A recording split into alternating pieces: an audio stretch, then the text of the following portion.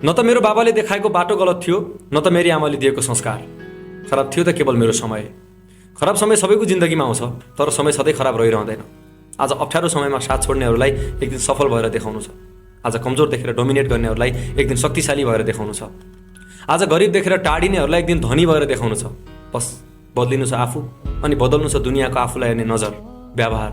बदल्नु छ तिनको साँगुरो चेतना, मानसिकता। बस्नु छ तिनको मनस्पटलमा, बस्नु छ सबैको मन मस्तिष्कमा र कोर्नु छ समाजको चित्र। हो, यही सम्झिन्छु। अनि यस्तै यस्तै बितिरहेको छ म भित्र। आमाको फाटेको धोती फेर्नु छ, बुवाको टालेको टोपी फेर्नु छ, भाइलाई मोटर बाइक चढ्न मन छ अरे, बहिनीलाई नयाँ सुट किनिदिनु छ।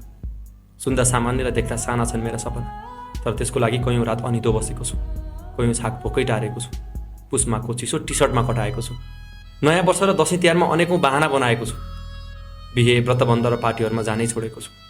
पिकनिक टुरहरूमा मेरो उपस्थिति हुन्न, घुम्न, फिल्म हेर्न मलाई मुड हुन्न। अनि साथीभाइका नमिठा वचन सुन्नपर्छ।